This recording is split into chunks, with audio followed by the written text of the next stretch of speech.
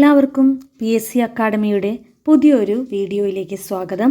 ഇന്ന് നമ്മൾ എത്തിയിരിക്കുന്നത് അടിസ്ഥാന ശാസ്ത്രം ക്ലാസ് 6ൻ്റെ അടിസ്ഥാന ശാസ്ത്രം പഠിക്കുന്നതിന് വേണ്ടിയാണ്. PSCക്ക് SCERT എന്ന് പറയുന്നത് വളരെ ഇമ്പോർട്ടൻ്റ് ആണ്. ഇപ്പോൾ കുറച്ചായിട്ട് നമ്മളത് പഠിക്കുമ്പോൾ SCERTയുടെ ടെക്സ്റ്റ് ബുക്കിൽ നിന്ന് മാത്രമല്ല അവർ ക്വസ്റ്റ്യൻ ഇടുന്നത്, അതിനോടൊപ്പം തന്നെ ഹാൻഡ് ബുക്ക്, ടീച്ചേഴ്സിൻ്റെ ഹാൻഡ് ബുക്കിൽ നിന്നുകൂടി ചില ക്വസ്റ്റ്യൻസ് PYQയിൽ കണ്ടുവരുന്നുണ്ട്. അതുകൊണ്ട് തന്നെ ഞാൻ ഇപ്രാവശ്യം വന്നിരിക്കുന്നത് SCERT ടെക്സ്റ്റ് ബുക്ക് പഠിക്കുന്നതിനോടൊപ്പം തന്നെ അതിനോടനുബന്ധിച്ച ഹാൻഡ് ബുക്കിലെ പോയിൻറ്സും കൂടി പറഞ്ഞുകൊണ്ടാണ്. അപ്പോൾ എല്ലാവർക്കും ഉപകാരപ്പെടുമെന്ന് തന്നെയാണ് ഞാൻ വിശ്വസിക്കുന്നത്. ഉപകാരപ്പെടുകയാണെങ്കിൽ ഈ വീഡിയോയിൽ ലൈക്ക് ചെയ്യുക, ഷെയർ ചെയ്യുക, സബ്സ്ക്രൈബ് ചെയ്തുകൊണ്ട് തന്നെ ഒന്ന് സപ്പോർട്ട് ചെയ്യുക. അപ്പോഴാണ് കൂടുതൽ വീഡിയോയുമായിട്ട് വരാൻ എനിക്ക് പ്രചോദനം ലഭിക്കുന്നത്. അപ്പോൾ നിങ്ങൾക്കിനി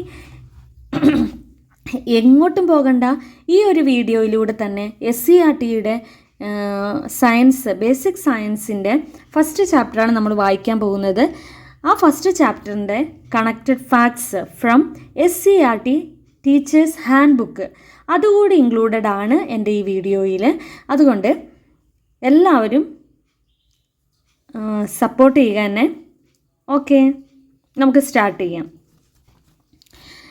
ചാപ്റ്റർ 1 ആഹാരത്തിലൂടെ ആരോഗ്യം. ചാപ്റ്റർ 1 ഇതാണ്, ആഹാരത്തിലൂടെ ആരോഗ്യം. ഒരു ഡോക്ടറും കുട്ടിയും സംസാരിക്കുന്നതാണ്. അപ്പോൾ ഇത് കുറച്ച് വീഡിയോ ലെങ്ത് ആകുന്നത് കൊണ്ട് തന്നെ നമുക്ക് കുറച്ച് സ്പീഡിന്, ഇങ്ങനെയുള്ള ഒഴിവാക്കേണ്ട സംഗതികളൊക്കെ കുറച്ച് സ്പീഡിനായിരിക്കും ഞാൻ പോകുന്നത്. അപ്പോൾ ആഹാരത്തിലൂടെ ആരോഗ്യം. ഒരു ഡോക്ടറും കുട്ടിയും സംസാരിക്കുകയാണ്. അപ്പോൾ ഭാരക്കുറവിനെ കുറിച്ച്, അതായത് ആഹാരം വളരെ കുറച്ചേ കഴിക്കാറുള്ളൂ, ഭാരക്കുറവുണ്ടോ എന്നൊരു സംശയം എന്ന് അമ്മ പറയുമ്പോൾ ഡോക്ടർ പറയുകയാണ്, ഭാരക്കുറവ് പ്രശ്നമല്ല, എന്താണ്, ആവശ്യത്തിന് പോഷകാഹാരം ലഭ്യമാക്കിയാൽ മതി എന്നുള്ള രീതിയിൽ ഡോക്ടർ സംസാരിക്കുന്നു. വൈവിധ്യമാർന്ന ഭക്ഷണ പദാർത്ഥങ്ങൾ നമുക്ക് ചുറ്റുമുണ്ട്. പാകം ചെയ്തതും അല്ലാത്തതുമായ വ്യത്യസ്ത തരം ഭക്ഷ്യവസ്തുക്കൾ നമ്മൾ ആഹാരമാക്കുന്നു. നാം സാധാരണയായി ഉപയോഗിക്കുന്ന ചില ഭക്ഷ്യവസ്തുക്കളുടെ ചിത്രങ്ങൾ നിരീക്ഷിക്കാം. അടുത്ത പേജിൽ കുറച്ച് ചിത്രങ്ങൾ കൊടുത്തിട്ടുണ്ട്. നമുക്കറിയാവുന്ന കാര്യങ്ങളാണ്. ധാന്യങ്ങൾ, ഫ്രൂട്ട്സ്, വെജിറ്റബിൾസ്, മില്ലറ്റ്സ്, അതായത് ചെറുധാന്യങ്ങൾ, പിന്നെന്താണ്, ഇലവർഗ്ഗങ്ങൾ. അപ്പോൾ ഇതെല്ലാമാണ് ഇവിടെ കൊടുത്തിരിക്കുന്നത്. ഇതിൽ നിങ്ങൾക്കിഷ്ടമുള്ള ഭക്ഷ്യവസ്തുക്കൾ ഏതെല്ലാമാണ്, ഇഷ്ടമില്ലാത്തവ ഏതാണ്, പ്രഭാത ഭക്ഷണത്തിന് എന്താ കഴിക്കുന്നത്, ഉച്ചഭക്ഷണത്തിന് എന്താ, രാത്രി ഭക്ഷണത്തിന് എന്താ കഴിക്കുന്നത് എന്നെല്ലാം പറയുന്നതൊക്കെയാണ്. നമുക്കവിടെ ഒന്നും പഠിക്കാനില്ലാത്ത കാരണം ഞാനത് സ്കിപ്പ് ചെയ്യുകയാണ്. ഇവിടെ നോക്കൂ, ഇവിടെ ഒരു ബോക്സുകൾ, കോളംസ്, അതെല്ലാം ഇമ്പോർട്ടൻ്റ് ആണ് കേട്ടോ. ഇവിടെ നോക്കി, നമ്മുടെ ആരോഗ്യം. നമ്മുടെ ശാരീരിക പ്രവർത്തനങ്ങൾക്ക് ആവശ്യമായ ഊർജം നൽകുന്നത് ആഹാരമാണ്. നമ്മുടെ വളർച്ചയ്ക്കും ആരോഗ്യം നിലനിർത്തുന്നതിനും രോഗങ്ങളെ ചെറുക്കുന്നതിനും ആവശ്യമായ ഘടകങ്ങളാണ് പോഷകങ്ങൾ. എന്താണ് പോഷകങ്ങൾ? നമ്മുടെ വളർച്ചയ്ക്ക്, ആരോഗ്യം നിലനിർത്തുന്നതിന്, രോഗങ്ങളെ ചെറുക്കുന്നതിന്, ഇതിനെല്ലാം ആവശ്യമായ ഘടകങ്ങളാണ് എന്ത്? പോഷകങ്ങൾ. ഇവ നമുക്ക് ലഭിക്കുന്നത് ഭക്ഷണ പദാർത്ഥങ്ങളിൽ നിന്നാണ്. അതിൽ അടങ്ങിയിരിക്കുന്ന പോഷകഘടകങ്ങൾ ഏതൊക്കെയാണ്? ഭക്ഷണ പദാർത്ഥങ്ങളിൽ കാർബോഹൈഡ്രേറ്റുകൾ, പ്രോട്ടീനുകൾ, കൊഴുപ്പുകൾ, വിറ്റാമിനുകൾ, ധാതുക്കൾ തുടങ്ങിയവ. ഏതൊക്കെയാണ് ഭക്ഷണ പദാർത്ഥങ്ങളിൽ അടങ്ങിയിട്ടുള്ള പോഷക ഘടകങ്ങൾ? കാർബോഹൈഡ്രേറ്റ് ഉണ്ട്, ധാതുക്കൾ, പ്രോട്ടീൻ, കൊഴുപ്പ്, വിറ്റാമിനുകൾ, ഇതെല്ലാം ഭക്ഷണ പദാർത്ഥങ്ങളിൽ ഇൻക്ലൂഡഡ് ആണ്. ജലം ഒരു പോഷക ഘടകമല്ല. ആ ഒരു പോയിന്റ് നിങ്ങൾ ഓർത്തിരിക്കണേ. ഒരു സ്റ്റേറ്റ്മെൻ്റ് ആണത്, ഒരു ഇമ്പോർട്ടൻറ്റ് സ്റ്റേറ്റ്മെൻ്റ് ആണെന്ന് എനിക്ക് തോന്നിയിട്ടുണ്ട്. ജലം ഒരു പോഷക ഘടകമാണോ? പോഷക ഘടകം അല്ല. ജലം ഒരു പോഷക ഘടകമല്ല എങ്കിലും ശാരീരിക പ്രവർത്തനങ്ങൾക്ക് ആവശ്യമായ പ്രധാനപ്പെട്ട ഒരു പദാർത്ഥമാണ് ജലം. ഭക്ഷ്യവസ്തുക്കളിൽ കാണുന്ന നാരുകളും ശാരീരിക പ്രവർത്തനങ്ങൾക്ക് ആവശ്യമാണ്. നാരുകളിൽ നിന്ന് എന്തെങ്കിലും പോഷകം ലഭിക്കുന്നുണ്ടോ? ഇല്ല. നാരുകളും ഒരു പോഷക ഘടകമല്ല എങ്കിൽ കൂടിയും ശാരീരിക പ്രവർത്തനങ്ങൾക്ക് ആവശ്യമായിട്ടുള്ളതാണ് എന്തും? നാരുകളും. എല്ലാ ആഹാരത്തിലും എല്ലാ പോഷക ഘടകങ്ങളും മതിയായ അളവിൽ ഉണ്ടാകണമെന്നില്ല. അതിനാൽ നാം പലതരം ഭക്ഷ്യവസ്തുക്കൾ ഉപയോഗിച്ച് വിവിധ ആഹാര പദാർത്ഥങ്ങൾ തയ്യാറാക്കി കഴിക്കണം. നാം കഴിക്കുന്ന ആഹാര പദാർത്ഥങ്ങളുടെ അളവ്, കഴിക്കുന്ന സമയം, വൈവിധ്യം, ഗുണമേന്മ എന്നിവ നമ്മുടെ ആരോഗ്യത്തെ സ്വാധീനിക്കുന്നു. അതുകൊണ്ട് എല്ലാവരും പോഷക സമൃദ്ധമായ ഭക്ഷണം കഴിക്കണം. അപ്പോൾ ഭക്ഷണ പദാർത്ഥങ്ങളിൽ അടങ്ങിയിരിക്കുന്ന പോഷക ഘടകങ്ങൾ ഏതൊക്കെയാണ്? കാർബോഹൈഡ്രേറ്റുകൾ, പ്രോട്ടീനുകൾ, കൊഴുപ്പ് ഫാറ്റാണ്, കൊഴുപ്പ് ഫാറ്റ്, വിറ്റാമിനുകൾ, ധാതുക്കൾ. ജലം അതിൽ ഇൻക്ലൂഡഡ് ആക്കിയാൽ അത് ശരിയാണോ? അല്ല, ജലം ഒരു പോഷക ഘടകമല്ല, നാരുകളും ഒരു പോഷക ഘടകമല്ല. ഇതുമായി ബന്ധപ്പെട്ട SCERT ഹാൻഡ് ബുക്കിൽ നമുക്ക് എന്താണ് പറഞ്ഞിരിക്കുന്നത് നോക്കാം. ഭക്ഷണത്തിലെ അടിസ്ഥാന ഘടകം പോഷക വസ്തുക്കളാണ്. ശരീരത്തിന് വേണ്ടതും കൂടുതൽ അളവിൽ ആവശ്യമുള്ളതുമായ പോഷക ഘടകങ്ങളെ സ്ഥൂല പോഷകങ്ങൾ അഥവാ മാക്രോ ന്യൂട്രിയൻസ് എന്ന് പറയുന്നു. കുറഞ്ഞ അളവിൽ നിർബന്ധമായും ലഭിക്കേണ്ട പോഷക ഘടകങ്ങളെ സൂക്ഷ്മ പോഷകങ്ങൾ അതായത് മൈക്രോ ന്യൂട്രിയൻസ് എന്നും പറയുന്നു. അപ്പോൾ ഏതൊക്കെയാണ് സ്ഥൂല പോഷകങ്ങൾ, സൂക്ഷ്മ പോഷകങ്ങൾ? സ്ഥൂല പോഷകങ്ങൾ എന്ന് പറഞ്ഞാൽ കാർബോഹൈഡ്രേറ്റ്, പ്രോട്ടീൻ, കൊഴുപ്പ്, അതായത് കൂടുതൽ അളവിൽ ആവശ്യമുള്ളത് കാർബോഹൈഡ്രേറ്റ്, പ്രോട്ടീൻ, കൊഴുപ്പ്. സൂക്ഷ്മ പോഷകങ്ങൾ എന്നാൽ നോക്കിയേ, കുറഞ്ഞ അളവിൽ മതി. വിറ്റാമിനുകൾ, ധാതുക്കൾ, ലവണങ്ങൾ, ഇതെന്താണ്? സൂക്ഷ്മ പോഷകങ്ങളാണ്. അപ്പോൾ ഈ ഒരു പോയിന്റ് SCERT ഹാൻഡ് ബുക്കിലുള്ളതാണ്. ഇതും കൂടി ഒന്ന് പഠിച്ചു വെക്കുക. സ്ഥൂല പോഷകങ്ങൾ എന്താണ്, സൂക്ഷ്മ പോഷകങ്ങൾ എന്താണ്. ഇനി നോക്കൂ, ഊർജം ലഭിക്കാൻ, വിശപ്പ് മാറ്റാനും രുചി ആസ്വദിക്കാനും വേണ്ടി മാത്രമാണോ നമ്മൾ ആഹാരം കഴിക്കുന്നത്?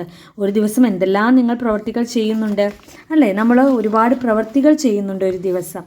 എന്തെല്ലാം പ്രവൃത്തികളാണ് ചിത്രത്തിൽ കാണുന്നത്? ഇവയ്ക്കെല്ലാം ഒരേ അളവിലാണോ ഊർജ്ജം ആവശ്യമുള്ളത്? ഇതിനെല്ലാം വേണ്ട ഊർജ്ജം എവിടെ നിന്നാണ് ലഭിക്കുന്നത് എന്നാണ് ചോദിക്കുന്നത്. കാർബോഹൈഡ്രേറ്റ് ഒരു പോഷക ഘടകമാണെന്ന് നമ്മൾ പഠിച്ചു. കാർബോഹൈഡ്രേറ്റ് ശരീരത്തിന് ആവശ്യമായ ഊർജം പ്രധാനമായും ലഭിക്കുന്ന കാർബോഹൈഡ്രേറ്റിൽ നിന്നാണ്. അന്നജം, പഞ്ചസാര, ഗ്ലൂക്കോസ്, സെല്ലുലോസ്, നാരുകൾ എന്നീ വിവിധ രൂപങ്ങളിൽ കാർബോഹൈഡ്രേറ്റ് ഭക്ഷ്യവസ്തുക്കളിൽ കാണപ്പെടുന്നു. ഏതെല്ലാം രീതിയിലാണ് കാർബ് നമ്മുടെ ഭക്ഷണത്തിൽ കാണുന്നത്? അന്നജം എന്ന രൂപത്തിൽ കാർബ് നമ്മുടെ ശരീരത്തിന് ആവശ്യമാണ്. പഞ്ചസാരയിലുള്ളത് എന്താണ്? കാർബോഹൈഡ്രേറ്റ് ആണ്. ഗ്ലൂക്കോസ്, സെല്ലുലോസ് ഏതാണ്? കാർബോഹൈഡ്രേറ്റ് ആണ്. നാരുകൾ, ഇതിലെല്ലാം എന്തുണ്ട്? കാർബോഹൈഡ്രേറ്റുകളുണ്ട്. ധാന്യങ്ങൾ, കിഴങ്ങുവർഗ്ഗങ്ങൾ എന്നിവയിൽ കൂടുതൽ അടങ്ങിയിരിക്കുന്നത് അന്നജമാണ്. ധാന്യങ്ങൾ, കിഴങ്ങുവർഗ്ഗങ്ങൾ ഇവയിലെല്ലാം ഉള്ളത് എന്താണ്? കൂടുതലും അന്നജമാണ്. അപ്പോൾ ആ അന്നജത്തിലൂടെ ലഭിക്കുന്നത് എന്താണ്? കാർബോഹൈഡ്രേറ്റ് ആണ്. നമുക്കാവശ്യമായ ഊർജ്ജം ലഭിക്കണമെങ്കിൽ കഴിക്കുന്ന ആഹാരത്തിൽ കൂടുതലായി ഉൾപ്പെടുത്തേണ്ട ഭക്ഷ്യവസ്തുക്കൾ ഏതെല്ലാമാണ്? എല്ലാ ഭക്ഷ്യവസ്തുക്കളിലും അന്നജം ഉണ്ടോ? അന്നജം അടങ്ങിയ ഭക്ഷണം അപ്പോൾ നമ്മൾ കഴിക്കണം അല്ലേ? പാല് കുടിക്കുന്നു, പാലിൽ അന്നജമുണ്ടോ? അപ്പോൾ എങ്ങനെയാണ് അന്നജമുള്ള ഭക്ഷണങ്ങൾ നമുക്ക് തിരിച്ചറിയാൻ സാധിക്കുന്നത്? എങ്ങനെയാണ് അന്നജം ഉണ്ടോ, ഒരു ഭക്ഷണത്തിൽ അന്നജമുണ്ടോ എന്ന് ടെസ്റ്റ് ചെയ്യുന്നത്? ആ ടെസ്റ്റിന് പറയുന്ന പേരാണ് അയഡിൻ ടെസ്റ്റ്. എന്താണ്? Iodine test. അന്നജം ഉണ്ടോ എന്നറിയുന്നതിനുള്ള ടെസ്റ്റ് ഏതാണ്? അയഡിൻ ടെസ്റ്റാണ്. എന്താണ് ചെയ്യുന്നത്? അതായത് 2 ടെസ്റ്റ് ട്യൂബ് എടുക്കുക. ഒന്നിൽ അല്പം പാലും രണ്ടാമത്തതിൽ അല്പം കഞ്ഞിവെള്ളവും എടുക്കുക. ഓരോന്നിലും 2-3 തുള്ളി അയഡിൻ ലായനി ചേർക്കുക. അയഡിൻ ലായനി ചേർത്തപ്പോൾ 2 ടെസ്റ്റ് ട്യൂബിലുമുള്ള ദ്രാവകത്തിൻ്റെ നിറത്തിൽ വന്ന മാറ്റം നിരീക്ഷിക്കൂ. നിങ്ങൾ കഴിക്കുന്ന മറ്റ് ഭക്ഷണ പദാർത്ഥങ്ങൾ ഉപയോഗിച്ച് ഈ പരീക്ഷണം ആവർത്തിച്ച് കണ്ടെത്തൽ പട്ടികയിൽ രേഖപ്പെടുത്തൂ. അതായത് കഞ്ഞിവെള്ളം എടുക്കുന്നുണ്ട്, പാലും എടുക്കുന്നുണ്ട്. കഞ്ഞിവെള്ളത്തിലും പാലിലും 2-3 തുള്ളി അയഡിൻ ലായനി ചേർക്കുന്നുണ്ട്. അങ്ങനെ ചേർത്ത് കഴിയുമ്പോൾ എന്താണ് മാറ്റം വരുന്നത്? അതായത് കഞ്ഞിവെള്ളത്തിൽ എന്ത് വരുന്നു? ഒരു ഇരുണ്ട നീല നിറം വരുന്നു. പക്ഷെ പാലിൽ എന്ത് വരുന്നില്ല? ഇരുണ്ട നീല നിറം വരുന്നില്ല. അതായത് ഇരുണ്ട നീല നിറം വന്നതിനാൽ കഞ്ഞിവെള്ളത്തിൽ അന്നജമുണ്ട് എന്ന് മനസ്സിലാക്കുക. അയഡിൻ ഒഴിക്കുമ്പോൾ ഇരുണ്ട നീല നിറം കാണുകയാണെങ്കിൽ അതിൽ എന്തുണ്ട്? എന്തിൻ്റെ സാന്നിധ്യമുണ്ട്? അന്നജത്തിൻ്റെ സാന്നിധ്യമുണ്ട് എന്ന് മനസ്സിലാക്കുക. അതാണ് ഈ പരീക്ഷണം. അപ്പോൾ പാലിൽ അന്നജമുണ്ടോ? പാലിൽ അന്നജമില്ല, കഞ്ഞിവെള്ളത്തിൽ അന്നജമുണ്ട്.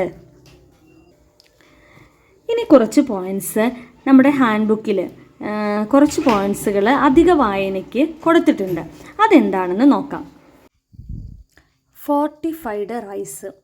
ഫോർട്ടിഫൈഡ് റൈസ് അഥവാ സമ്പുഷ്ടീകരിച്ച അരി എന്ന് പറയുന്നത് സാധാരണ അരിയിൽ ചില അവശ്യ ഘടകങ്ങൾ, വൈറ്റമിനുകളും ധാതുക്കളും അധികമായി ചേർത്ത് പോഷക നിലവാരം മെച്ചപ്പെടുത്തിയതാണ്.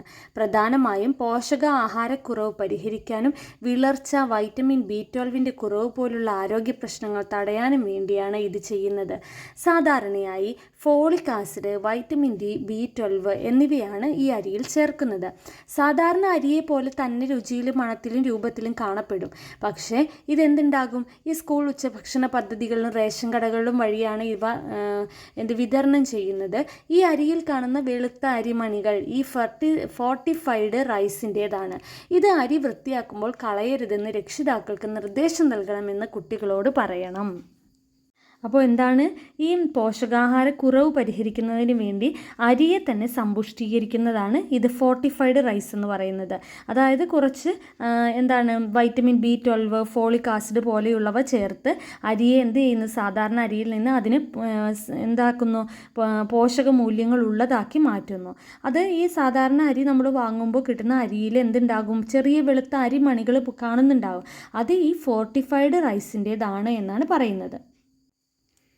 നമ്മുടെ പോഷക വസ്തുക്കളിലെ പ്രധാന ഊർജ്ജ സ്രോതസ്സാണ് കാർബോഹൈഡ്രേറ്റ്. കാർബൺ, ഹൈഡ്രജൻ, ഓക്സിജൻ എന്നീ മൂലകങ്ങൾ കൃത്യമായ അനുപാതത്തിൽ ചേർന്നതാണ് കാർബോഹൈഡ്രേറ്റ്. ഏതൊക്കെയാണ്? കാർബൺ ഉണ്ട്, ഹൈഡ്രജൻ ഉണ്ട്, ഓക്സിജൻ ഉണ്ട്. ഊർജം പ്രദാനം ചെയ്യുന്നത് കൂടാതെ കൊഴുപ്പിൻ്റെ ഓക്സീകരണത്തിനും നോൺ എസെൻഷ്യൽ അമിനോ ആസിഡുകളുടെ നിർമ്മാണത്തിനും കാർബോഹൈഡ്രേറ്റ് സഹായിക്കുന്നു. എന്താണ് നിർബന്ധമായിട്ടും പഠിക്കേണ്ടതാണ്? കൊഴുപ്പിൻ്റെ ഓക്സീകരണത്തിന് സഹായിക്കുന്നു. സസ്യജന്യ വസ്തുക്കളിൽ നിന്നാണ് പ്രധാനമായും കാർബോഹൈഡ്രേറ്റ് ലഭ്യമാകുന്നത്. കാർബോഹൈഡ്രേറ്റുകളിൽ സംസ്കൃത കാർബോഹൈഡ്രേറ്റും അസംസ്കൃത കാർബോഹൈഡ്രേറ്റും ഉണ്ട്. സംസ്കരണ പ്രക്രിയയിലൂടെ പല മാറ്റങ്ങളും വരുത്തി നാം ഉപയോഗിക്കുന്നവയാണ് റിഫൈൻഡ് കാർബോഹൈഡ്രേറ്റ്, അതായത് സംസ്കരിച്ചെടുക്കുന്നത്. കാഴ്ചയിൽ ഇവ ആകർഷകമാണ്. എന്നാൽ സംസ്കരണത്തിന് വിധേയമാകുമ്പോൾ വിറ്റാമിനുകളും നാരുകൾ എന്നിവ വലിയ തോതിൽ നീക്കം ചെയ്യപ്പെടുന്നുണ്ട്. കൂടാതെ അതിനുപയോഗിക്കുന്ന രാസവസ്തുക്കൾ ശരീരത്തിന് ദോഷകരവുമാണ്. അങ്ങനെ റിഫൈൻഡ് കാർബോഹൈഡ്രേറ്റിന് എക്സാമ്പിളാണ് മൈദ, പഞ്ചസാര. അവ റിഫൈൻ ചെയ്തതാണ്. ഇനി ഗോതമ്പ്, കുത്തരി, ശർക്കര ഇവയൊന്നും റിഫൈൻഡ് അല്ല, അൺറിഫൈൻഡ് ആണ്. കൂടുതൽ നാരുകളും വൈറ്റമിനുകളും ഉണ്ട്. ഇവിടെ കൊടുത്തിട്ടുണ്ട്, അന്നജം അയഡിനുമായി ചേരുമ്പോൾ ഇരുണ്ട നീല നിറമുണ്ടാകുന്നു. അന്നജം അയഡിനുമായി ചേരുമ്പോൾ ഇരുണ്ട നീല നിറം. അന്നജത്തിൻ്റെ അളവിനനുസരിച്ച് നീല നിറത്തിൻ്റെ കാഠിന്യത്തിൽ വ്യത്യാസമുണ്ടാകുന്നു. അപ്പോൾ അന്നജം ഉണ്ടെങ്കിൽ അയഡിൻ ചേർക്കുമ്പോൾ എന്തു പറ്റുന്നു, അവിടെ ഇരുണ്ട നീല നിറം കാണുന്നു. അതാണ്. ഇനി ചെറുധാന്യങ്ങൾ അധിക വായനയ്ക്ക് നൽകിയിരിക്കുന്നതാണ് ചെറുധാന്യങ്ങൾ. പുല്ലുവർഗത്തിൽപ്പെട്ട വിളകളാണ് ചെറുധാന്യങ്ങൾ. ഏതു വർഗത്തിലാണ്? പുല്ലുവർഗത്തിൽപ്പെട്ട വിളകൾ, അതായത് മില്ലറ്റുകൾ. അരി, ഗോതമ്പ് എന്നിവയെ അപേക്ഷിച്ച് വളരെ ഉയർന്ന തോതിലുള്ള പ്രോട്ടീൻ, വിറ്റാമിൻ, ധാതുലവണങ്ങൾ എന്നിവ ഇവയിലുണ്ട്. ഉയർന്ന തോതിലുള്ള പ്രോട്ടീനും വിറ്റാമിനും ധാതുലവണങ്ങളും ഒക്കെ ഏതിലുണ്ട്? ഈ ചെറുധാന്യങ്ങൾ മില്ലറ്റ്സിലുണ്ട്. അരി, ഗോതമ്പിനേക്കാളും കൂടുതൽ എന്തിലുണ്ട്? പ്രോട്ടീനും വൈറ്റമിനും ധാതുലവണങ്ങളും ഒക്കെ മില്ലറ്റ്സിലുണ്ട്. നാരുകളാൽ സമ്പന്നമായ ചെറുധാന്യങ്ങൾ. അപ്പോൾ എന്തും കൂടെ ഉണ്ട്? നാരുകളുണ്ട്. നാരുകളാൽ സമ്പന്നമായ ചെറുധാന്യങ്ങളാണ് ദഹന പ്രക്രിയയിൽ പ്രധാന പങ്ക് വഹിക്കുന്നു. മുൻപ് പക്ഷികൾക്കും മൃഗങ്ങൾക്കുമുള്ള ഭക്ഷണമായിട്ടാണ് ഇവ ഉപയോഗിച്ചു വന്നത്. എന്നാൽ ഇവയുടെ പോഷകമൂല്യം മനസ്സിലാക്കിയതോടുകൂടി മനുഷ്യരും ആഹാരമായി ഉപയോഗിച്ചു തുടങ്ങി. റാഗി, ബജ്ര, തിന, ചോളം, ചാമ തുടങ്ങിയവ ഈ വിഭാഗത്തിൽപ്പെടുന്നു. ഏതൊക്കെയാണ് മില്ലറ്റ്സ് എന്ന് പറയുന്നത്? റാഗി, ബജ്ര, തിന, ചോളം, ചാമ ഇതെല്ലാം എന്താണ്? മില്ലറ്റ്സിൽ പെടുന്നതാണ്. അപ്പോൾ എന്തൊക്കെ പോഷകങ്ങളുണ്ട്? പ്രോട്ടീൻ ഉണ്ട്, വിറ്റാമിൻ ഉണ്ട്, ധാതുലവണങ്ങളുണ്ട്, നാരുകളുണ്ട്. ഇനി കാർബോഹൈഡ്രേറ്റിനെ കുറിച്ച് കുറച്ചുകൂടി ടീച്ചേഴ്സ് ഹാൻഡ് ബുക്കിലുണ്ട്. അത് നമുക്കൊന്ന് നോക്കാം. വളർച്ചയ്ക്ക് പിന്നിൽ നമ്മുടെ ആഹാരത്തിൽ കാർബോഹൈഡ്രേറ്റ് മാത്രം ഉൾപ്പെടുത്തിയാൽ മതിയോ? മറ്റേതെല്ലാം പോഷക ഘടകങ്ങൾ നമുക്ക് ആവശ്യമുണ്ട്? അതായത് നമ്മൾ ചോറ്, അരി, ഗോതമ്പ് അതൊക്കെ തിന്നുന്നു, കാർബ് കയറുന്നു. അല്ലെങ്കിൽ പിന്നെ കുറച്ച് കിഴങ്ങ് വർഗ്ഗങ്ങൾ, കപ്പ, മരച്ചീനിയൊക്കെ തിന്നുന്നു. അപ്പോൾ നമ്മുടെ ശരീരത്തിലോട്ട് കൂടുതൽ കാർബോഹൈഡ്രേറ്റ്സ് കയറുന്നുണ്ട്. ഇത് മാത്രം മതിയോ ഊർജ്ജം അല്ലെങ്കിൽ നമുക്ക് പ്രവർത്തികൾ ചെയ്യാൻ, നമ്മുടെ ആഹാരത്തിൽ, നമ്മുടെ ശരീരത്തിലെ പോഷക ഘടകങ്ങൾ എത്താൻ? അതാണ് ഇനി പറയാൻ പോകുന്നത്. അത് മാത്രം മതിയോ? പോരാ. വേറെ പോഷക ഘടകങ്ങൾ നമ്മൾ പറഞ്ഞിരുന്നു. എന്തൊക്കെയാണ്? കാർബോഹൈഡ്രേറ്റ് കഴിഞ്ഞാൽ പ്രോട്ടീൻ നമ്മൾ പറഞ്ഞിരുന്നു. ഒന്നും ചെയ്യാൻ മോന് ഉഷാറില്ല, എപ്പോഴും നല്ല ക്ഷീണമാണ്, കുട്ടിക്ക് വളർച്ചക്കുറവുണ്ട്, മുട്ട, ചെറുപയർ, നിലക്കടല, മത്സ്യം, പാല് തുടങ്ങിയ ആഹാര പദാർത്ഥങ്ങൾ ധാരാളമായി നൽകണമെന്ന് പറയുകയാണ് ഡോക്ടർ. നോക്കിക്കേ, ശരീര നിർമ്മിതിക്കും വളർച്ചയ്ക്കും ആവശ്യമായ ഒരു പ്രധാന പോഷക ഘടകമാണ് പ്രോട്ടീൻ. എന്തിനൊക്കെയാണ്? ശരീരനിർമ്മിതി, വളർച്ച. എന്താണ്? ശരീരനിർമ്മിതി, വളർച്ച. ഇവയ്ക്ക് ആവശ്യമായ പോഷക ഘടകമാണ് എന്തെന്ന് പറയുന്നത്? പ്രോട്ടീൻ. ശരീരനിർമ്മിതി, വളർച്ച. അതൊരു സ്റ്റേറ്റ്മെൻ്റാണ് കേട്ടോ. തലമുടി, ത്വക്ക് എന്നിവയുടെ ആരോഗ്യത്തിന് പ്രോട്ടീൻ ആവശ്യമാണ്. തലമുടി, ത്വക്ക് എന്നിവയുടെ ആരോഗ്യത്തിന്, തലമുടിയുടെയും ത്വക്കിൻ്റെയും ആരോഗ്യത്തിന് പ്രോട്ടീൻ വേണം. കൂടാതെ ഇവ ഊർജവും പ്രദാനം ചെയ്യുന്നു. പ്രോട്ടീൻ എന്ത് പ്രദാനം ചെയ്യുന്നു? ഊർജം. പ്രോട്ടീൻ്റെ കുറവ് മൂലമുണ്ടാകുന്ന അസുഖങ്ങളാണ് ക്വാഷിയോർക്കർ, മരാസ്മസ്. പ്രോട്ടീൻ്റെ കുറവ് മൂലമുണ്ടാകുന്ന അസുഖങ്ങളാണ് എന്ത്? Kwashiorkor, marasmus. Kwashiorkor, marasmus protein കുറവ് മൂലമുണ്ടാകുന്നതാണ്. അപ്പോൾ ശരീര നിർമ്മിതിക്കും വളർച്ചയ്ക്കും ആവശ്യമായ പ്രധാന പോഷക ഘടകമാണ് പ്രോട്ടീൻ. അപ്പോൾ പ്രോട്ടീൻ ധർമ്മങ്ങൾ എന്തെല്ലാമാണ്? ശരീരനിർമ്മിതി, വളർച്ച, പിന്നെ തലമുടിയുടെയും ത്വക്കിൻ്റെയും സംരക്ഷണം, ഊർജം പ്രദാനം ചെയ്യൽ. ഇതെല്ലാം എന്താണ്? പ്രോട്ടീൻ്റെ ധർമ്മങ്ങളാണ്. പ്രോട്ടീൻ്റെ കുറവ് മൂലമുണ്ടാകുന്ന രോഗങ്ങളാണ് ഇപ്പോൾ പറഞ്ഞത്, ക്വാഷിയോർക്കറും മരാസ്മസും. അപ്പോൾ എന്തൊക്കെയാണ് പ്രോട്ടീൻ അടങ്ങിയ ചിത്രങ്ങൾ? ഒന്ന് നോക്കൂ. ഗ്രീൻ പീസ് പ്രോട്ടീൻ അടങ്ങിയ ഫുഡുകളാണ്, പഠിക്കാനുള്ളതാണ്. ഒന്ന് green peas, paneer, green peas, paneer. പിന്നെ ഇതെന്താണ്? അണ്ടിപ്പരിപ്പ്, നിലക്കടല. പിന്നെ മാംസം, മത്സ്യം, മുട്ട, പാല്. മാംസം, മത്സ്യം, മുട്ട, പാല്, ഗ്രീൻ പീസ്, പനീർ, അണ്ടിപ്പരിപ്പ്, പിന്നെ നിലക്കടല. അപ്പോൾ ഇതെല്ലാം എന്താണ്? പ്രോട്ടീൻ റിച്ച് ഫുഡുകളാണ്. ഇവയിൽ ഏതെല്ലാം നിങ്ങളുടെ ഭക്ഷണത്തിൽ ഉൾപ്പെടുത്തുന്നുണ്ട് ചർച്ച ചെയ്യുക.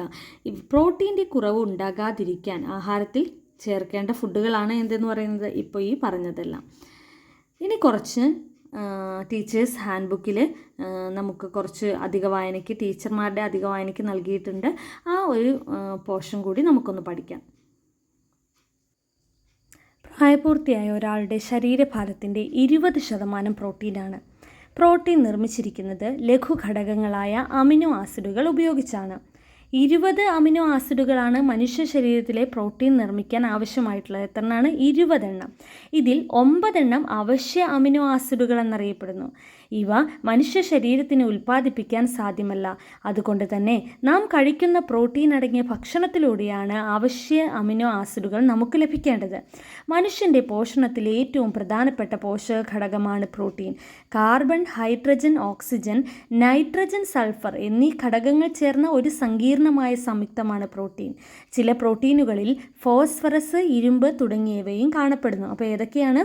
Carbon, hydrogen, oxygen, nitrogen, sulphur, phosphorus, ഇരുമ്പ് തുടങ്ങിയവ അടങ്ങിയതാണ് എന്തെന്ന് പറയുന്നത്? പ്രോട്ടീൻ എന്ന് പറയുന്നത്. എന്താണ് കൊഴുപ്പ്? ഫാറ്റാണ്. കാർബോഹൈഡ്രേറ്റ്, പ്രോട്ടീൻ എന്നിവ പോലെ കൊഴുപ്പും നമുക്ക് ആവശ്യമാണ്. കാർബോഹൈഡ്രേറ്റ് നമ്മൾ പറഞ്ഞു, പ്രോട്ടീൻ നമ്മൾ പറഞ്ഞു. ഇപ്പോൾ നമ്മൾ പഠിക്കാൻ പോകുന്ന കൊഴുപ്പാണ്. ഒരേ അളവിൽ കൊഴുപ്പും കാർബോഹൈഡ്രേറ്റും പ്രോട്ടീനും എടുത്താൽ ഏറ്റവും കൂടുതൽ ഊർജ്ജം ലഭിക്കുന്നത് ഏതിൽ നിന്നാണ്? കൊഴുപ്പിൽ നിന്നാണ്. അപ്പോൾ ഏറ്റവും കൂടുതൽ ഊർജ്ജം ലഭിക്കുന്നത് ഏതിൽ നിന്നാണ്? ഏറ്റവും കൂടുതൽ ഊർജ്ജം ലഭിക്കുന്നത് കൊഴുപ്പിൽ നിന്നാണ് എന്നോർത്തിരിക്കുക. അതൊരു ഇമ്പോർട്ടൻറ്റ് സ്റ്റേറ്റ്മെൻ്റ് ആണ്. ഏറ്റവും കൂടുതൽ ഊർജ്ജം ലഭിക്കുന്നത് എവിടെ നിന്നാണ്? കൊഴുപ്പിൽ നിന്നാണ്. നാം കഴിക്കുന്ന ഭക്ഷ്യവസ്തുക്കളിൽ കൊഴുപ്പുണ്ടോ എന്നെങ്ങനെ കണ്ടെത്താം? അതിനാണ് എന്ത് ചെയ്യേണ്ടത്? ഒരു വെള്ള പേപ്പറിൽ എടുത്ത് ഒന്ന് തിരുമ്മി നോക്കിയാൽ മതി, കൊഴുപ്പുണ്ടോ എന്നറിയാം.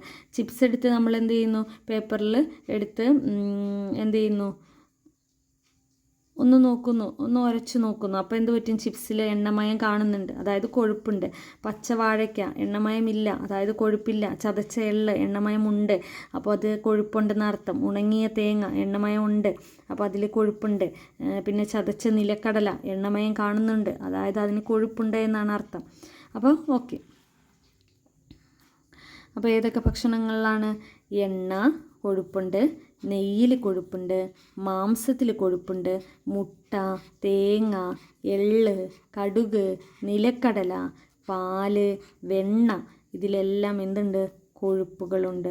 ഇനി എന്താണ്? സസ്യജന്യ കൊഴുപ്പുകളും ഉണ്ട്, ജന്തുജന്യ കൊഴുപ്പുകളും ഉണ്ട്. അപ്പോൾ എന്താണ്? സസ്യജന്യ എണ്ണകളും ഉണ്ട്, ജന്തുജന്യ എണ്ണകളും ഉണ്ട്. അതായത് ജന്തുക്കളിൽ നിന്ന് ലഭിക്കുന്നുണ്ട്, സസ്യങ്ങളിൽ നിന്ന് ലഭിക്കുന്നുണ്ട്. വെളിച്ചെണ്ണ, പിന്നെ സൂര്യകാന്തി എണ്ണയൊക്കെ എവിടെ നിന്ന് ലഭിക്കുന്നതാണ്? സസ്യങ്ങളിൽ നിന്ന് ലഭിക്കുന്നതാണ്. നെയ്യ്, ബട്ടർ, മീനെണ്ണയൊക്കെ എവിടെ നിന്നാണ്? ജന്തുക്കളിൽ നിന്ന്, ജന്തുജന്യ എണ്ണകളാണ്. അപ്പോൾ ഇതിനെക്കുറിച്ചുള്ള കുറച്ച് ഹാൻഡ് ബുക്ക് പോയിൻറ്റ്സ് കൂടി നമുക്കൊന്ന് നോക്കാം. കാർബൺ, ഹൈഡ്രജൻ, ഓക്സിജൻ എന്നിവ അടങ്ങിയ ഉയർന്ന അളവിൽ ഊർജം പ്രദാനം ചെയ്യുന്ന സംയുക്തമാണ് കൊഴുപ്പ്. എന്നിരുന്നാലും ഊർജത്തിനു വേണ്ടി പ്രധാനമായും കൊഴുപ്പിനെ ആശ്രയിക്കുന്നില്ല. 20 ഡിഗ്രി താപനിലയിൽ ഖരാവസ്ഥയിൽ സ്ഥിതി ചെയ്യുന്നവ കൊഴുപ്പ് എന്നും, ഇതേ താപനിലയിൽ അതായത് 20 ഡിഗ്രി താപനിലയിൽ ദ്രാവകാവസ്ഥയിൽ സ്ഥിതി ചെയ്യുന്നവ എണ്ണ എന്നും അറിയപ്പെടുന്നു. മൃഗക്കൊഴുപ്പുകളുമുണ്ട്, സസ്യജന്യ കൊഴുപ്പുകളുമുണ്ട്. നെയ്യ്, വെണ്ണ, പാല്, മാംസം, മുട്ട, പാൽക്കട്ടി ഇവയെല്ലാം മൃഗക്കൊഴുപ്പുകളാണ്. ചില സസ്യങ്ങൾ അവയുടെ വിത്തിൽ കൊഴുപ്പ് സംഭരിക്കാറുണ്ട്. ഉദാഹരണമായി നിലക്കടല, കടുക്, എള്ള്, തേങ്ങ ഇവ സസ്യജന്യ കൊഴുപ്പുകളുമാണ്. ഇതൊരു ഇമ്പോർട്ടൻറ്റ് സ്റ്റേറ്റ്മെൻ്റ് ആണ്. പച്ചക്കറി, അരി, ഗോതമ്പ് കൊഴുപ്പുണ്ടോ? ഒന്ന് ആലോചിച്ച് നോക്കിയാൽ നമ്മൾ പറയും കൊഴുപ്പില്ല എന്ന്. പച്ചക്കറി, അരിയിൽ, ഗോതമ്പിലൊക്കെ ഒന്ന് നോക്കൂ. മിക്കവാറും എല്ലാ ഭക്ഷ്യവസ്തുക്കളിലും ചെറിയ അളവിൽ കൊഴുപ്പ് അടങ്ങിയിട്ടുണ്ട്. അതൊരു സ്റ്റേറ്റ്മെൻ്റ് ആയിട്ടിട്ടാൽ PSCക്ക് മാർക്ക് പോകുന്ന ഒരു കാര്യമാണ്. നമുക്ക് മാർക്ക് കിട്ടണമെങ്കിൽ നമ്മൾ ഇതുപോലത്തെ ചെറിയ ചെറിയ പോയിൻറ്റ്സുകൾ എന്ത് ചെയ്യണം? പഠിച്ചു വെക്കണം. ആ സ്റ്റേറ്റ്മെൻറ്റ് അതുപോലെ ഓർത്തിരിക്കണം. ഇത് PSCക്ക് ചോദിക്കാൻ പറ്റും എന്നുള്ള രീതിയിൽ തന്നെ മനസ്സ് അതിലോട്ടൊന്ന് കോൺസെൻട്രേറ്റ് ചെയ്ത് പഠിക്കണം. പച്ചക്കറി, അരി, ഗോതമ്പ് എന്തുണ്ട്? കൊഴുപ്പ് അടങ്ങിയിട്ടുണ്ട് എന്ന് പഠിച്ചു വയ്ക്കുക. കൊളസ്ട്രോള്, കൊഴുപ്പടങ്ങിയ ഭക്ഷണം കൂടുതൽ കഴിക്കുന്നത് നല്ലതല്ല എന്ന് ഡോക്ടർമാർ പറയുന്നുണ്ട്. കൊഴുപ്പിൻ്റെ ഒരു രൂപമാണ് എന്ത്? കൊളസ്ട്രോൾ. കൊഴുപ്പിൻ്റെ ഒരു രൂപമാണ് കൊളസ്ട്രോൾ. മിതമായ അളവിൽ കൊളസ്ട്രോൾ ശരീരത്തിന് ആവശ്യമാണ്. എന്നാൽ രക്തത്തിൽ കൊളസ്ട്രോൾ അധികമായാൽ അത് രക്തക്കുഴലുകളുടെ ഉൾഭിത്തിയിൽ അടിഞ്ഞുകൂടുകയും എന്താ സംഭവിക്കുന്നത്? രക്തക്കുഴലുകളുടെ ഉൾഭിത്തിയിൽ അടിഞ്ഞുകൂടുകയും രക്തത്തിൻ്റെ ഒഴുക്കിനെ തടസ്സപ്പെടുത്തുകയും ചെയ്യും. ഹൃദ്രോഗം, പക്ഷാഘാതം തുടങ്ങിയ രോഗങ്ങൾക്ക് ഇത് കാരണമാവുകയും ചെയ്യും. അപ്പോൾ എന്താണ്? ചെറിയ അളവിൽ കൊളസ്ട്രോൾ ആവശ്യമാണ്. പക്ഷെ അതിൻ്റെ അളവ് കൂടിക്കഴിഞ്ഞാൽ അത് രക്തക്കുഴലുകളിൽ എന്ത് ചെയ്യുന്നു? പറ്റിപ്പിടിച്ചിരിക്കുന്നു. ആ പറ്റിപ്പിടിച്ചിരിക്കുന്ന അങ്ങനെ കൂടുന്നതിൻ്റെ ഫലമായിട്ട് രക്തം ഒഴുകാൻ എന്താ വരുന്നു? തടസ്സം വരുന്നു. അത് ഹൃദ്രോഗത്തിനും പക്ഷാഘാതത്തിനൊക്കെ കാരണമാവുകയും ചെയ്യുന്നു.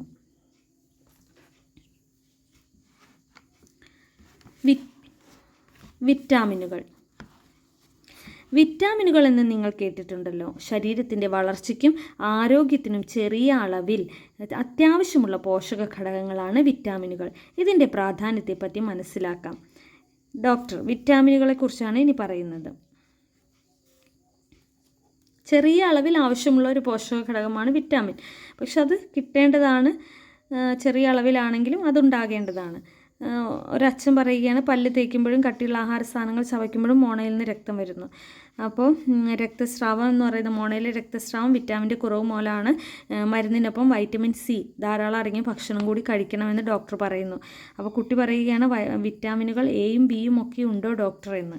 അപ്പോൾ എന്തൊക്കെയാണ് വിറ്റാമിനുകൾ എന്ന് നോക്കാം. ഇവിടെ വിറ്റാമിൻ A ഉണ്ട്, B ഉണ്ട്, C ഉണ്ട്, D ഉണ്ട്, E ഉണ്ട്, F ഇല്ല, G ഇല്ല, K ഉണ്ട്. വൈറ്റമിൻ A എന്തൊക്കെയാണ്? കണ്ണ്, ത്വക്ക്, തലമുടി. A എന്ന് പറയുന്ന വിറ്റാമിൻ എന്തിനാണ് പ്രാധാന്യം? കണ്ണ്, ത്വക്ക്, തലമുടി എന്നിവയുടെ ആരോഗ്യത്തിന് ഇമ്പോർട്ടൻ്റ് ആയിട്ടുള്ള ഒരു ചാർട്ടാണ് കേട്ടോ. ഇത് ഇമ്പോർട്ടൻ്റ് ആണ്. വൈറ്റമിൻ B നമുക്ക് ഓർത്തിരിക്കണം. ഉറപ്പാണ്, എപ്പോഴും കണ്ടിട്ടുള്ളതാണ്. തലച്ചോറ്, നാഡികൾ, ഹൃദയം, ത്വക്ക് എന്നിവയുടെ ആരോഗ്യം സംരക്ഷണം ആരുടെ ധർമ്മമാണ്? വൈറ്റമിൻ ബിയുടേതാണ്. ഏതിൻ്റെയൊക്കെയാണ്? തലച്ചോറ്. ഈ കണ്ണ്, ത്വക്ക്, തലമുടി നമുക്കറിയാം വൈറ്റമിൻ A ആണ്. ഇതൊന്ന് കൺഫ്യൂഷനാവും. തലച്ചോറ്, നാഡികൾ, ഹൃദയം, ത്വക്ക്. അപ്പോൾ ഇത് ഹൃദയം, ത്വക്ക്, ഹൃദയമുണ്ട്, ത്വക്കുണ്ട്, തലച്ചോറ്, നാഡികൾ ഇമ്പോർട്ടൻ്റ് ആയിട്ടുള്ള എല്ലാം വൈറ്റമിൻ B ആണ് കേട്ടോ. അടുത്തത് പല്ല്, മോണ നമുക്കറിയാം C ആണ്. പല്ല്, മോണ, രക്തക്കുഴലുകൾ എന്നിവയുടെ ആരോഗ്യത്തിനും രോഗപ്രതിരോധ ശേഷിക്ക് ഏതാണ്? വൈറ്റമിൻ C ആണ്. ഇനി എല്ല് പല്ലൊക്കെ കാൽസ്യത്തിൻ്റെ കുറവ് പോലെ ഉണ്ടാവുന്നതെന്ന് നമുക്കറിയാം. അതായത് വൈറ്റമിൻ D, അതായത് കാൽസ്യം നമ്മുടെ ശരീരത്തിൽ എത്തണമെങ്കിൽ നമ്മുടെ ശരീരത്തിൽ അത്യാവശ്യം വേണ്ട ഒന്നാണ് വൈറ്റമിൻ ഡി. അങ്ങനെ ഓർത്തിരുന്നാൽ മതി. കാരണം ഡി എന്ന് പറയുന്നത് സൂര്യപ്രകാശത്തിൽ നിന്ന് ലഭിക്കുന്നതാണ്. അപ്പോൾ സൂര്യപ്രകാശത്തിൽ നിന്ന് ലഭിക്കുന്ന വൈറ്റമിൻ ഡി നമ്മുടെ ശരീരത്തിൽ എത്തിയാൽ മാത്രമാണ് നമ്മൾ കഴിക്കുന്ന മുട്ടയും പാലും ഒക്കെ എന്തായിട്ട് മാറുകയുള്ളൂ, കാൽസ്യമായിട്ട് മാറി അത് എല്ലും പല്ലൊക്കെ സ്വീകരിക്കുകയുള്ളൂ. അപ്പോൾ വൈറ്റമിൻ ഡി കിട്ടിയില്ലെങ്കിൽ വെറുതെ മുട്ടയും പാലും കഴിച്ചിട്ടൊന്നും കാര്യമില്ല. അപ്പോൾ വൈറ്റമിൻ ഡിയുടെ കുറവ് മൂലം എന്ത് സംഭവിക്കും? എല്ലുകളും പല്ലുകളും എന്ത് പറ്റും? അനാരോഗ്യത്തിലേക്ക് പോകും. ഓക്കെ. വൈറ്റമിൻ ഇ, നാഡികളുടെ ശരിയായ പ്രവർത്തനം. ഓക്കെ, നാഡികളുടെ ശരിയായ പ്രവർത്തനം വൈറ്റമിൻ ഇ. വൈറ്റമിൻ കെ, മുറിവുണ്ടാകുമ്പോൾ രക്തം കട്ടപിടിക്കുന്നതിന്. എന്താണ് കെ എന്ന് പറയുന്നത്? രക്തം കട്ടപിടിക്കുന്നതിനാണ് വൈറ്റമിൻ കെ. ഇമ്പോർട്ടൻ്റ് ആയിട്ടുള്ളൊരു ചാപ്റ്ററാണ്, ഒന്നുകൂടെ പറയാം. കണ്ണ്, ത്വക്ക്, തലമുടി എന്നിവയുടെ പ്രാധാന്യമാണ് എ. തലച്ചോറ്, നാഡി, ഹൃദയം, ത്വക്ക്. ഇമ്പോർട്ടൻ്റ് ആയിട്ടുള്ള കുറേ കാര്യങ്ങൾ അല്ലേ? തലച്ചോറ്, നാഡി, ഹൃദയം, ത്വക്ക് എല്ലാം അല്ലേ? ബി ആണ്. പല്ല്, മോണ, രക്തക്കുഴലുകൾ. നമുക്കറിയാം പല്ല്, മോണ, വൈറ്റമിൻ സി, രോഗപ്രതിരോധ ശേഷിക്ക് വൈറ്റമിൻ സി. എല്ല്, പല്ല് ഓർത്തിരിക്കുക, കാൽസ്യമാണ്. എന്താണ് നമുക്ക് വൈറ്റമിൻ ഡി കിട്ടിയാലാണ് കാൽസ്യം കിട്ടുകയുള്ളൂ. നാഡികളുടെ ശരിയായ പ്രവർത്തനത്തിന് ഇ ആണ്. മുറിവുണ്ടാകുമ്പോൾ രക്തം കട്ടപിടിക്കുന്നതിന് കെ ആണ്.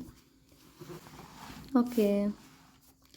ഇനി വൈറ്റമിൻ ഡിയും ബി കോംപ്ലക്സിനെ കുറിച്ചും പറഞ്ഞിട്ടുണ്ട്. സൂര്യപ്രകാശത്തിൽ നിന്ന് ലഭിക്കുന്ന വിറ്റാമിനാണ് വൈറ്റമിൻ ഡി. ചെറിയ അളവിൽ ഭക്ഷണത്തിൽ നിന്നും ഇത് ലഭിക്കുന്നുണ്ട്.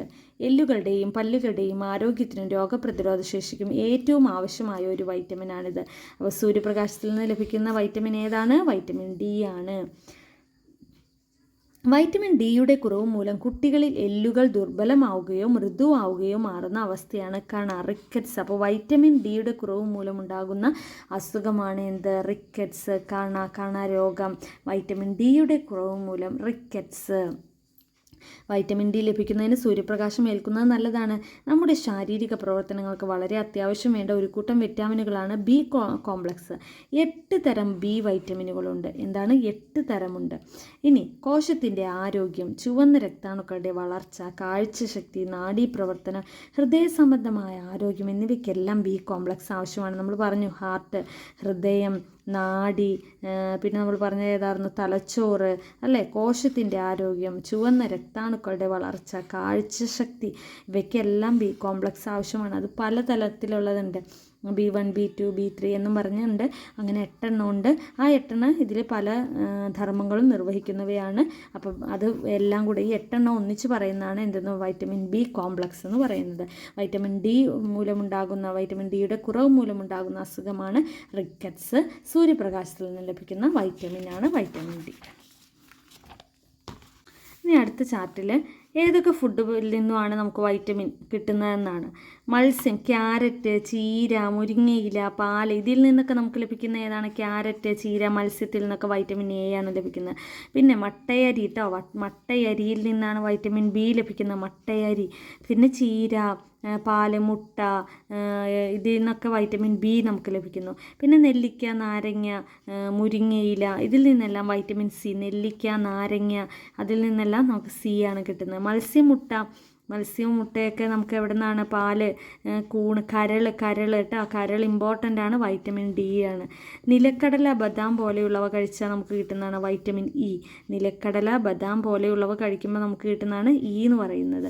വൈറ്റമിൻ കെ, കാബേജ്, കോളിഫ്ലവർ, എന്തിനാണ്? രക്തം കട്ടപിടിക്കാനാണ്. ക്യാബേജ്, കോളിഫ്ലവർ, ചീര പോലുള്ളവ കഴിച്ചാൽ വൈറ്റമിൻ കെ ആണ് ലഭിക്കുന്നത് എന്ന് ഓർത്തിരിക്കുക. ക്യാരറ്റ്, ചീര, മത്സ്യം ഒക്കെ കഴിച്ചാൽ അത് നമ്മുടെ കണ്ണിനാണ് നല്ലത്. വൈറ്റമിൻ എ ആണ് ലഭിക്കുന്നത്.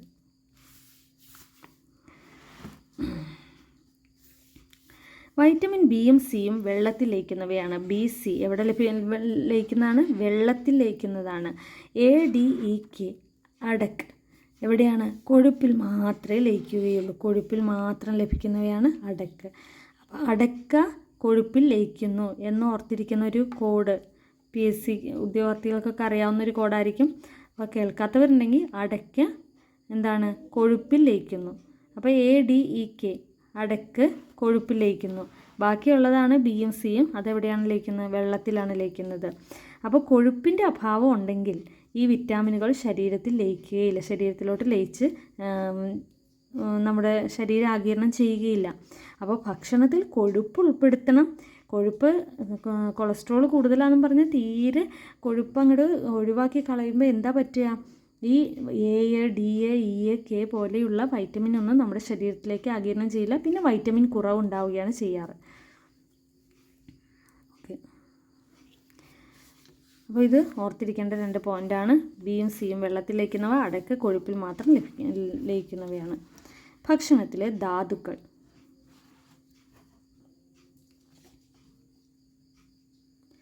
മിനറൽസ് ഇൻ ഫുഡ്, ഭക്ഷണത്തിലെ ധാതുക്കൾ. ഇന്ന് ഉച്ചയ്ക്ക് 2 മണിക്ക് അയൺ ഗുളിക നൽകുമ്പോൾ എല്ലാവരും ഓഡിറ്റോറിയത്തിൽ എത്തേണ്ടതാണ്. ഇപ്പോൾ സ്കൂളുകളിൽ എല്ലാ ആഴ്ചയും എന്തുണ്ട്? അയൺ ഗുളിക കുട്ടികൾക്ക് നൽകുന്നുണ്ട്. നോക്കാം. അയൺ ഒരു ധാതുവാണ്. അയൺ എന്താണ്? ഒരു ധാതുവാണ്. ഇത്തരം ചില ധാതുക്കൾ ശരീരത്തിൻ്റെ ശരിയായ വളർച്ചയ്ക്കും ആരോഗ്യത്തിനും അത്യന്താപേക്ഷിതമാണ്. ഏതൊക്കെ ധാതുക്കളാണ് നമുക്ക് വേണ്ടത്? അവ ഓരോന്നും നമ്മുടെ വളർച്ചയ്ക്കും പട്ടിക വിശകലനം ചെയ്ത് ശാസ്ത്ര പുസ്തകത്തിൽ എഴുതാനാണ് പറഞ്ഞിരിക്കുന്നത്.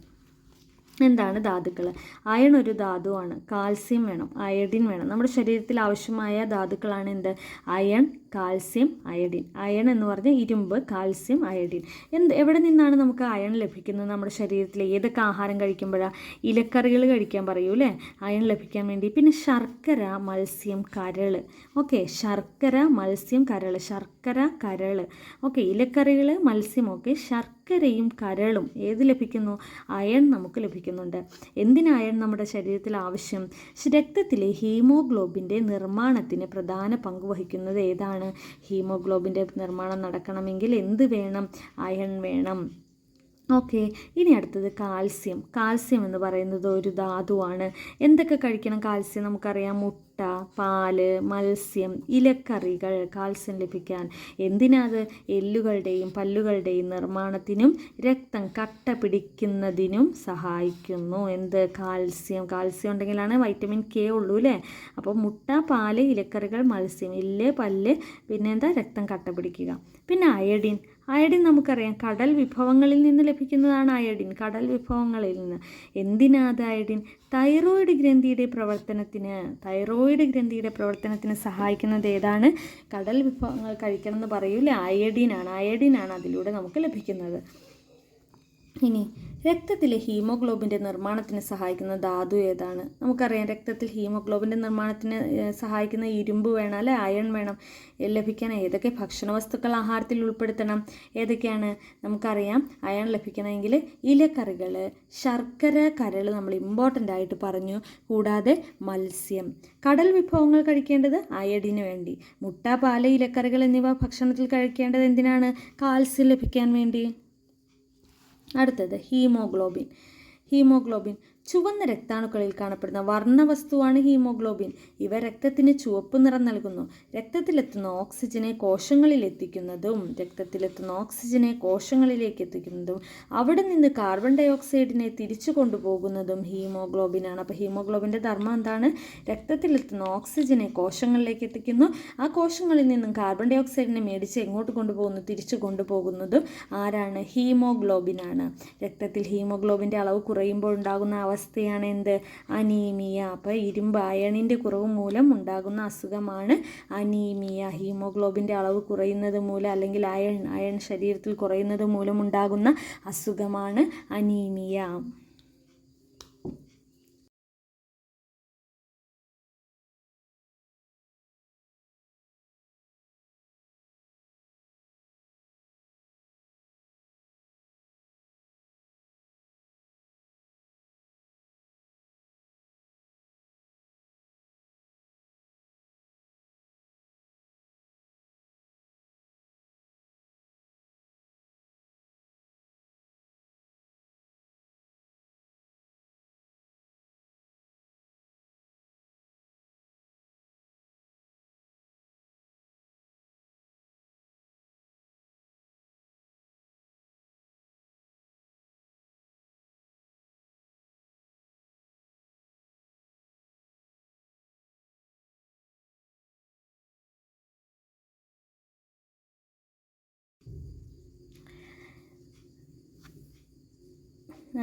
ഈ ചാപ്റ്റർ ഇവിടെ വെച്ച് ഞാൻ സ്റ്റോപ്പ് ചെയ്യുകയാണ്. കാരണം വീഡിയോയുടെ ലെങ്ത്ത് കൂടും. വീഡിയോയുടെ ലെങ്ത്ത് കൂടിയ പഠിക്കുന്നവർക്കും അതൊരു രസകരമായ അനുഭവമല്ല. അപ്പം അടുത്തൊരു വീഡിയോയിൽ പാർട്ട് 2 ഉടനെ ഞാൻ വരും. ഇതിപ്പോൾ കണക്റ്റഡ് ഫാക്ട്സ് ഒക്കെ പറഞ്ഞത് കാരണമാണ് ഈ നമ്മുടെ ഹാൻഡ് ബുക്കൊക്കെ വായിച്ച് അത് പറഞ്ഞത് കാരണമാണ് നമുക്ക് ഇത്രയും ലെങ്ത് ആയത്. അപ്പോൾ ഇനി അടുത്തൊരു പാർട്ടുമായിട്ട് ഞാൻ ഇതിൻ്റെ ബാക്കിയായിട്ട് വരാം. അതുവരെ ബായ്.